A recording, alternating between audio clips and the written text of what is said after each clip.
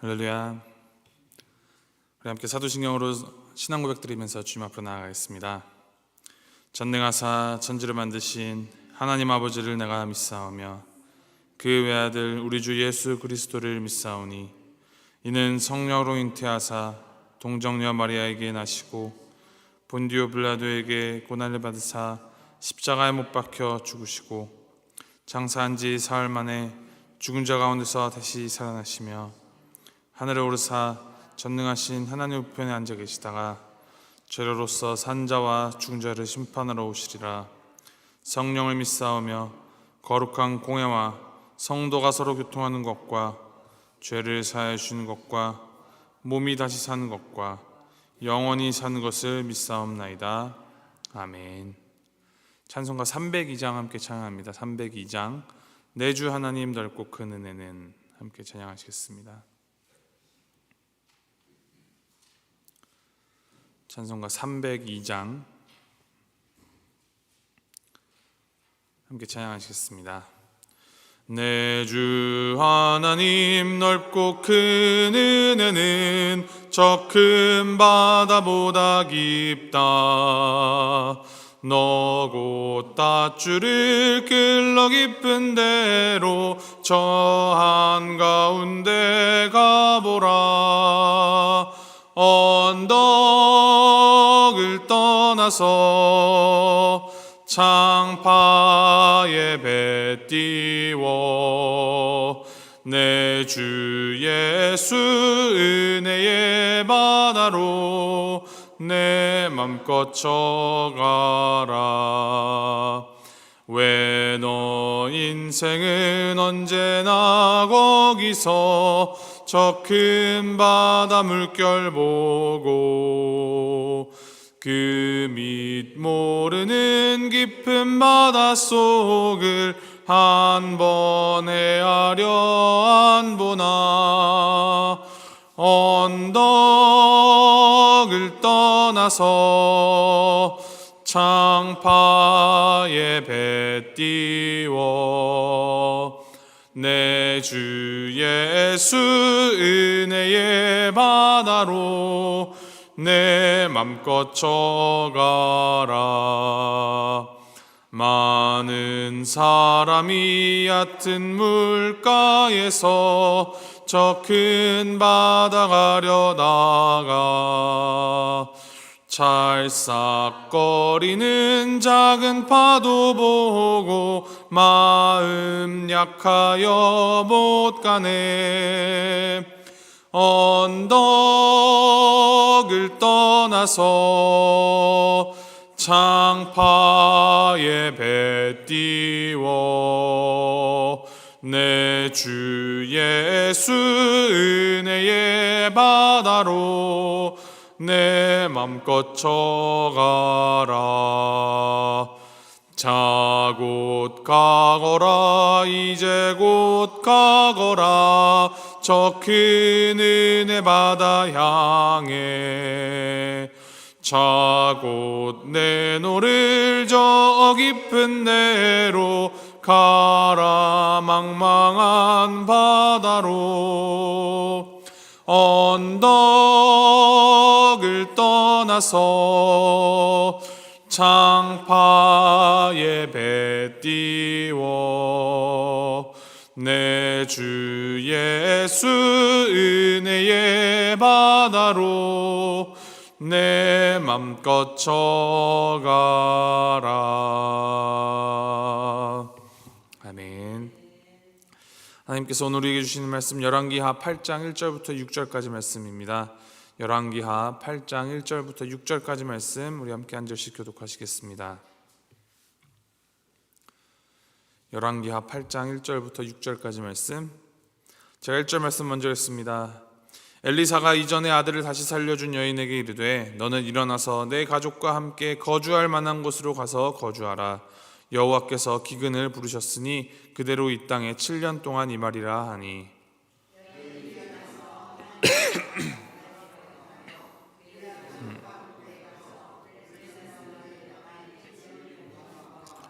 7년이 다음에 여인이 블레셋 사람들의 땅에서 돌아와 자기 집과 전토를 위하여 호소하려 하여 왕에게 나아갔더라.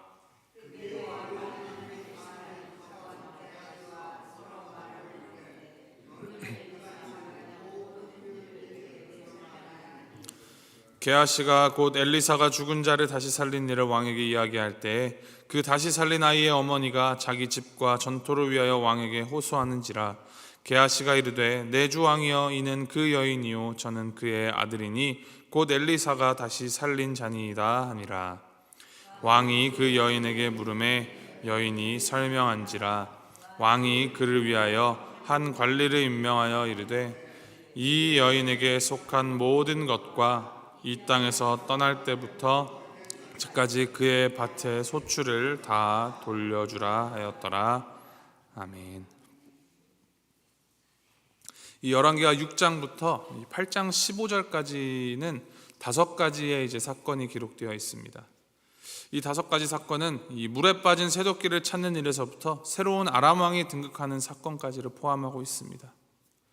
이 5가지를 기록한 이 성경 부분의 특징이 있는데, 첫 번째 특징은 이제 이것이 모두 다 엘리사와 관련이 있는 사건들이라는 것이고, 두 번째 특징은 이 사건들이 시간의 순서에 따라 일정하게 기록된 사건들이 아니라는 점입니다. 그래서 이것을 그냥 말씀을 순서대로 읽어가다 보면 무언가 잘 이해가 안 되고 시간의 흐름이 맞지 않는다라는 것을 발견할 수가 있습니다. 예를 들면 두 번째 사건의 결론인 6장 23절에서 아람 군대가 다시는 이스라엘 땅에 들어오지 않았다라고 기록을 합니다. 그런데 바로 이어진 6장 24절에서는 아람의 군대가 사마리아 성을 포위했다라고 말합니다. 이처럼 언뜻 보기에 서로 모순되는 기록이 이 5가지 사건에 이렇게 열거되어 있는 이유는 시간의 흐름을 기준으로 삼아 기록하는 것이 아니라 이 열왕기의 기자가 시간의 흐름보다는 엘리사를 통하여 역사하시는 하나님의 사역을 이렇게 선별하여서 기록하였기 때문입니다. 엘리사의 이 사역들을 통하여서 하나님의 능력, 하나님의 이 신실하심을 하나님의 백성들에게 보여주기 위해서입니다. 오늘 본문을 보면 열왕기하 4장, 5장에 등장하였던 이 수넴 여인과 사환 게하시가 등장을 합니다. 이미 등장하였던 이들이 다시금 등장하는데 그 배경이 7년간의 기근을 배경으로 하고 있습니다. 이 7년간의 기근은 열왕기하 4장 38절 말씀에서 언급한 기근을 말합니다. 4장 38절 말씀 보면 엘리사가 다시 길갈에 이르니 그 땅에 흉년이 들었다라고 기록을 합니다. 이처럼 오늘 본문의 사건의 기록은 열왕기하 8장에 나오지만 실제로 일어난 시간은 이 열왕기하 4장과 5장 사이에 일어난 것으로 우리가 볼 수 있습니다. 이것을 염두에 두고 말씀을 읽어내려가면 좀 더 이제 넓은 눈으로 성경을 이해할 수 있습니다. 1절 말씀을 보면 엘리사가 이전에 아들을 다시 살려준 여인, 이 수넴 여인이 등장을 합니다. 수넴 여인은 엘리사를 통하여서 아들을 얻고 아들이 다시 살아나는 이 하나님의 능력을 경험한 여인입니다. 엘리사는 수넴 여인에게 가족들과 함께 지금 살고 있는 곳을 떠나서 다른 곳으로 가서 거주하라 라고 이야기를 합니다. 그 이유는 하나님께서 7년 동안 기근을 허락하셨기 때문입니다. 여기서 이 기근으로 사용된 히브리어 단어는 그냥 자연재해가 아닌 하나님의 명령과 관련되어서 나타나는 단어입니다. 앞으로 발생한 이 7년의 기근이 어쩌다가 발생한 그런 자연재해가 아니라 하나님께서 뜻을 가지고 내리신 심판, 기근이다라는 것을 알 수가 있습니다. 하나님께서 이 7년이라는 긴 기간 동안 기근을 내리신 이유는 하나님을 떠나서 우상 숭배에 빠진 이스라엘의 삶을 벌하기 위함입니다. 하지만 그 속에서도 하나님을 섬겼던 이 수넴 여인을 하나님께서는 엘리사를 통하여서 피할 길을 알려주십니다. 이에 수넴 여인과 가족들 다 블레셋으로 이제 떠납니다. 2절 말씀을 기록합니다. 여인이 일어나서 하나님의 사람의 말대로 행하여 그의 가족과 함께 가서 블레셋 사람들의 땅에 7년을 우거하다가. 이 수넴 여인은 하나님의 사람, 엘리사의 말씀에 순종하여서 고향을 떠나 블레셋 사람들의 땅에서 7년을 거주하였습니다. 이 하나님의 사람의 말대로라는 표현은 하나님에게서 등을 돌렸던 이 북이스라엘 왕과 오므리 가문의 왕이 통치하는 그 시대 속에서도 수넴 여인이 하나님의 말씀에 순종하는 사람이다라는 것을 보여주고 있습니다. 아직 닥치지 않은 이 기근의 이야기를 듣고 자신의 이 환경을 떠난다라는 것은 쉽지 않은 선택이었을 것입니다. 그렇다면 이 수냄 여인이 이렇게 어려운 결단을 하는 것이 어떻게 가능했겠습니까? 그것은 이 여인이 자신의 환경보다는, 자신이 보는 것보다는 자신의 삶 가운데에서 경험했던 하나님의 능력을, 엘리사를 통하여서 역사하신 이 하나님을 믿고 신뢰하였기 때문입니다. 우리는 이러한 수냄 여인의 모습을 통하여서 기억해야 합니다. 우리 인생 가운데 중요한 것은 지금 내 눈에 보이는 상황보다, 내가 누리고 있는 어떤 삶의 형편이나 환경보다도 우리 하나님을 바라보며 하나님의 말씀에 순종하는 삶의 태도로 살아가야 한다는 사실입니다. 바로 그것이 믿음입니다. 그것이 신앙입니다. 상황 가운데서 가장 선하신 뜻으로 우리 눈에 보이는 것이나 우리가 생각하는 것 너머로 인도하시는 하나님을 바라보지 않고 순종하지도 않으면서 믿음을 논하고 신앙을 논하는 것은 그저 껍데기 신앙일 뿐입니다. 우리가 처한 이 시대의 상황과 환경이 어떠하든지 수냄 여인처럼 하나님의 말씀에 순종하는 삶 살아가야 합니다. 순종을 실천하여야 합니다. 그럴 때 하나님께서 수냄 여인을 기근으로부터 보호하셨듯이 우리의 삶을 지키시고 인도해 주십니다. 3절 말씀에 기록합니다. 7년이 다음에 여인이 블레셋 사람들의 땅에서 돌아와 자기 집과 전투를 위하여 호소하려 하여 왕에게 나아갔더라. 이 엘리사를 통하여서 주어진 하나님의 말씀에 순종한 수냄 여인은 블레셋 땅에서 이제 7년 동안 거주하고 돌아옵니다. 이 시간을 통하여서 수냄 여인은 자신의 인생을 돌보시고 지키시는 이가 바로 하나님이시다라는 것을 아주 깊게 경험했을 것입니다. 7년이라는 시간이 지나서 이들이 다시 이스라엘 땅으로 돌아옵니다. 이스라엘로 돌아가는 그 발걸음 가운데 수냄 여인과 또 말씀을 읽는 우리들 가운데 이제 이스라엘로 돌아갔을 때 예비된 하나님의 은혜를 기대하게 만듭니다. 그런데 이 기대와는 달리 자신의 집으로 돌아온 이들이 발견한 것은 자기의 집과 이 전토가 이제 다른 이들, 나라에 의하여서 관리가 되고 있다라는 것입니다. 당시에 이제 관례에 의하면 방치된 땅과 집은 이 법적인 주인이 나타나기 전까지 이제 왕가에서 관리했다라고 합니다. 그렇기 때문에 수냄 여인은 왕에게 자신의 집과 전투를 찾기 위해 나아갑니다. 이 수냄 여인이 왕에게 나아갈 때 마침 이 왕은 엘리사의 사환이었던 이 게하시와 함께 이야기를 하고 있습니다. 열왕기하 5장에 기록된 이 엘리사를 속였다가 나병에 걸리게 된 게하시가 이제 다시 등장하는 것입니다. 이제 오늘 본문 말씀이 게하시에 대하여서 이 문둥병이 걸리기 전인지 후인지 명확하게 밝히고 있지는 않습니다. 이 열왕기서는 아까 말씀드렸듯이 역사적 사건들을 기록하지만 그 내용을 시간의 순서대로 기록한 것이 아니라 이 사건이나 주제, 인물과 관련된 다양한 각도로 내용을 기록하였기 때문입니다. 이렇게 기록된 열왕기서를 통하여서 단순히 사실만 전달하는 것이 아니라 이 이스라엘의 역사 가운데 하나님께서 이스라엘을 어떻게 이끌어 가시는지 그 하나님의 손길과 하나님의 섭리를 보여주고 있음을 우리가 다시 한번 되새깁니다. 이제 게하시가 왕과 함께 대화를 하고 있을 때 왕은 게하시에게 엘리사가 행한 모든 큰일들을 자신에게 이야기를 해달라고 하면서 이 게하시는 엘리사가 행한 그 모든 사역들을 이야기를 합니다. 그 가운데에는 죽은 아이를 다시 살린 이야기를 이제 하고 있었습니다. 그 이야기를 하는 도중에 이 다시 살아난 아이의 어머니가 왕 앞에 자신의 집과 전투를 위해 나온 것입니다. 이를 본 게하시는 왕에게 이 여인이 바로 엘리사와 그의 아들을 가리키면서 바로 엘리사가 살린 아이와 어머니다라고 소개를 합니다. 왕이 게하시로부터 죽은 아이를 살려낸 이 엘리사의 기적에 대해서 듣고 있는 그때에 이 아이의 어머니인 수냄 여인이 왕에게 나왔다라는 것은 참 놀라운 일입니다. 6절 말씀입니다. 왕이 그 여인에게 물으매 여인이 설명한지라. 왕이 그를 위하여 한 관리를 임명하여 이르되 이 여인에게 속한 모든 것과 이 땅에서 떠날 때부터 이제까지 그의 밭의 소출을 다 돌려주라. 수냄 여인은 자신에게 일어났던 일들을 왕에게 설명합니다. 수냄 여인의 이야기를 들은 왕은 그녀를 위하여서 관리를 임명하여서 여인에게 속한 모든 것과 떠날 때부터 7년간 지금까지 그녀의 밭의 소출을 다 돌려주다라고 이야기합니다. 이것을 통하여서 수냄 여인에게 일어났던 일들이 그냥 우연히 일어난 일들이 아니라 하나님의 손길, 하나님의 돌보심이었다라는 것을 보게 됩니다. 언제나 하나님의 말씀에 믿음으로 순종하는 사람에게는 하나님께서는 그저 한 번의 도움으로 그치는 것이 아니라 평생토록 지키시고 돌보아 주십니다. 순종 한 번 했으면 한 번 보상을 받는 것이 아닙니다. 하나님의 은혜는 무슨 코인 하나 넣으면 상품 하나 나오는 그런 자판기나 기계와 같지 않습니다. 이 하나님의 은혜는 우리의 행함이나 기브 앤 테이크의 논리가 아닌 하나님의 전적이고 일방적인 선하신 은혜다라고 고백할 수밖에 없습니다.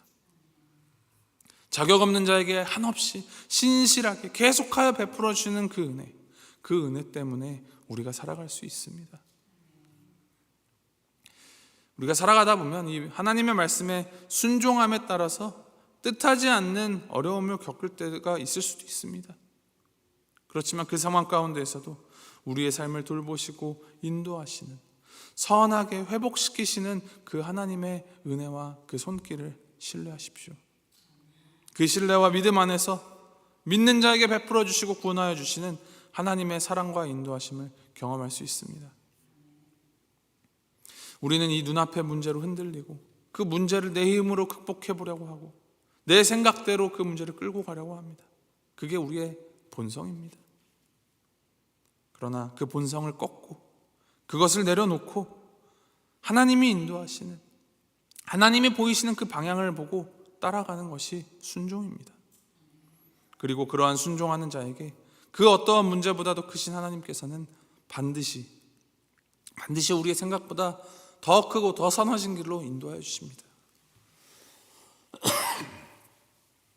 이것을 믿으시면서, 이것을 기억하시면서 우리의 욕심이나 우리의 판단이 아닌 하나님께 정말 우리의 주도권을 전적으로 내어드리고 하나님의 뜻에 발맞추어 살아가는 우리가 되기를 축원합니다. 하나님께 우리의 이 모든 것을 맡기고 믿음과 소망의 끈을 놓지 말고 말씀 따라 살아가는 우리가 되기를, 또 우리 볼티모어 교회가 되기를 주님의 이름으로 소망하고 축복합니다. 함께 기도하시겠습니다. 하나님 아버지, 말씀을 통하여서 이 세상을 통치하시는 하나님을 바라보게 하시니 주님 감사합니다. 오늘 하루 살아갈 때 내 손에 쥐어진 이 환경만을 바라보는 것이 아니라 우리의 삶을 주관하고 또 인도하시는 하나님을 더욱 신뢰하며 감사와 순종으로 하나님을 따라가는 삶 살아가도록 주님 인도하여 주시옵소서. 우리가 처한 이 시대와 상황이 어떠하든지 하나님의 말씀에 순종하는 이 믿음의 결단을 통하여서 하나님의 복음의 통로로 살아가는 복된 하루가 되도록 주님 붙들어 주시옵소서. 특별히 우리 교회를 위해서 함께 마음 모으기도 합니다. 주님, 담임 목사님 청빙을 위해서 박차를 가하고 있는 이때 우리 모든 성도들이 자신의 생각이나 판단이 아니라 더욱 하나님의 인도하심에 민감하여서 하나 되는 마음으로 이 가운데 더욱 하나님의 뜻을 따라감으로 주님의 몸된 교회됨을 우리 안에 세워갈 수 있도록, 또 세상 가운데에 하나님의 살아계심을 드러내어 보일 수 있도록 주님 인도하여 주시옵소서. 주님만이 왕이시며 주님만이 주이심을 우리가 선포하며 주님께 순종하는 교회 되게 하여 주시옵소서. 감사드리며 이 모든 말씀 우리 주 예수 그리스도의 이름으로 기도합니다. 아멘. 하늘에 계신 우리 아버지여, 이름이 거룩히 여김을 받으시오며 나라의 마옵시며 뜻이 하늘에서 이룬 것 같이 땅에서도 이루어지이다. 오늘날 우리에게 일용할 양식을 주옵시고 우리가 우리에게 죄 지은 자를 사하여 준 것 같이 우리의 죄를 사하여 주옵시고 우리를 시험에 들게 하지 마옵시고 다만 악에서 구하옵소서. 대개 나라와 권세와 영광이 아버지께 영원히 있사옵나이다. 아멘.